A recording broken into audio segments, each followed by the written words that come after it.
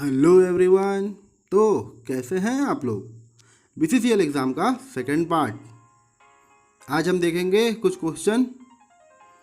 When streaming is insufficient then there in the chances of.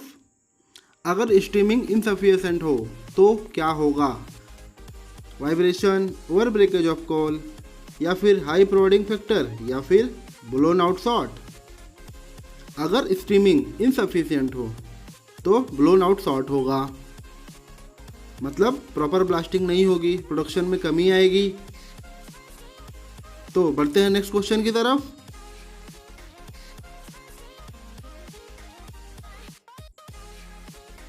What drilling pattern is preferred in underground mine.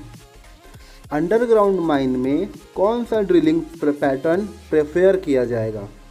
Veg cut pattern, fan cut pattern, या फिर third drag cut pattern, या फिर fourth coromant cut pattern. Any idea. Drilling pattern underground mine में कौन सा prefer होता है। इसका पहला आंसर सही है। Wedge cut pattern is use in underground mine.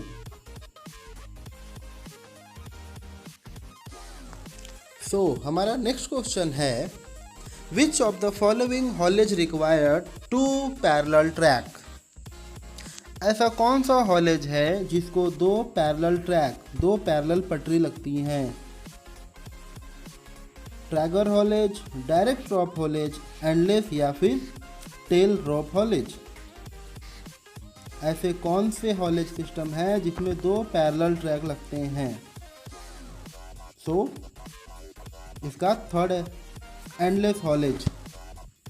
I think you know the answer. If you like this video, please like करें, कमेंट करें।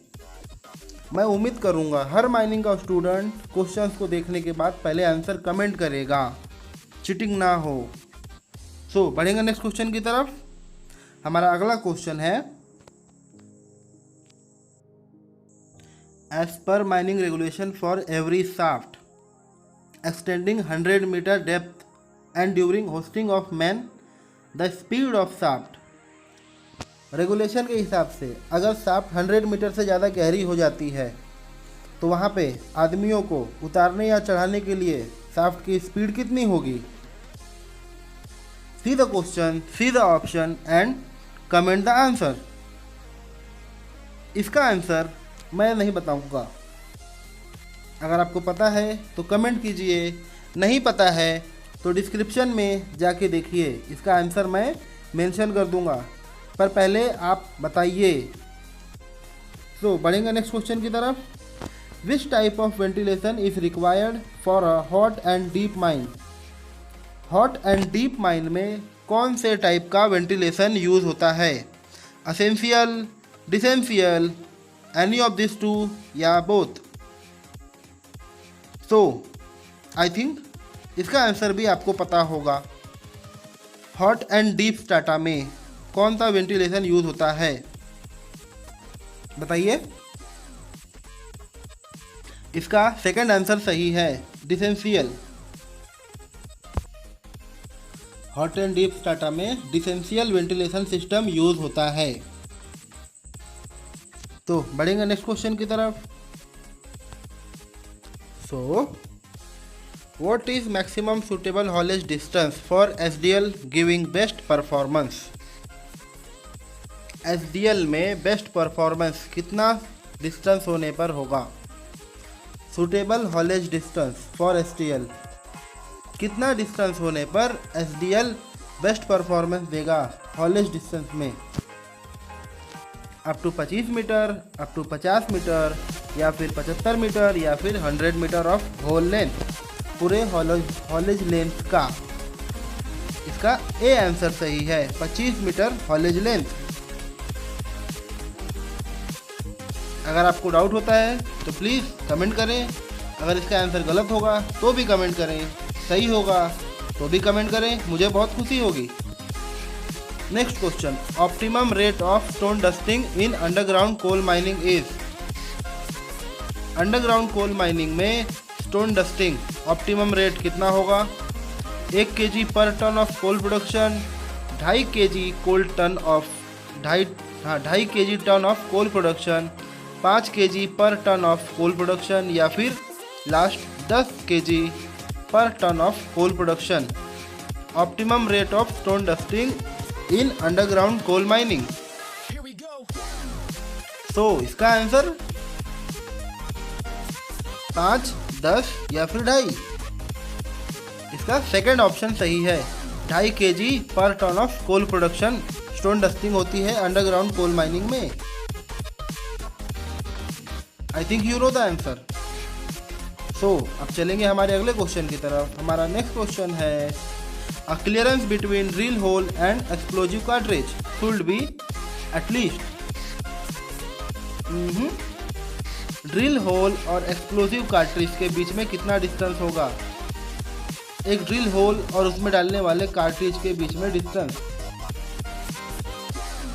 अंडरग्राउंड में जो ड्रिलिंग होल होता है उसमें कितना डिस्टेंस? 0.3, 0.2 या फिर 3 सेंटीमीटर या फिर 0.5 सेंटीमीटर। आई थिंक 1, 2 कौन सा होगा? इसका पहला ऑप्शन सही होगा, 0.3 clearance distance drilling hole and cartridge. Okay, so बढ़ेंगे हमारे अगले क्वेश्चन की तरफ। नेक्स्ट क्वेश्चन है, why is mandatory to remove steel from the sump. Sump में से जो मिट्टी या फिर वो कीचड़ होता है उसको क्यों निकाला जाता है या क्यों निकाला जाना जरूरी है? उसके पानी का फ्लो बढ़ जाए, सम्प की कैपेसिटी बढ़ जाए, या फिर हीट बढ़ जाए वाटर का, या फिर पंप खलासी को पानी में जाने में आसानी होगी। आप चारों ऑप्शन को देखिए। आई थिंक आप उस ऑप्शन में आंसर को अंदाज़ा लगा सकते हैं। इसका सेकंड ऑप्शन सही है, सम्प की कैपेसिटी बढ़ जाएगी। डी वाला तो हो ही नहीं सकता। तो चलेंगे नेक्स्ट क्वेश्चन की तरफ। हमारा आज का लास्ट क्वेश्चन है, इसका आंसर आप लोग बताइए प्लीज, मैं नहीं बता रहा।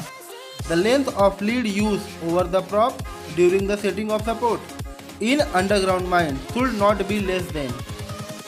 अंडरग्राउंड माइन में जो लीड होता है ओवर प्रॉप में, उसका साइज पूछ रहा है। The length of lead in over prop during the setting of support 50 centimetre, 20 centimetre, 40 centimetre या फिर 30 सेंटीमीटर। आई थिंक इसको आपको पता है। चलो बता देता हूँ, इसका पहला ऑप्शन सही है, 50 सेंटीमीटर। लीड जो यूज़ करते हैं, प्रॉप एंड लीड, शायद आपको पता था ना। हमारी आज की वीडियो में मैंने एक क्वेश्चन का आंसर नहीं बताया है। मैं उम्मीद करूँगा कि माइनिंग के जो स्टूडेंट होंगे या मेरे भाई होंगे वो इसका आंसर बताएंगे। Thanks for watching, this is your channel tech Satya mine. जय हिंद, जय भारत।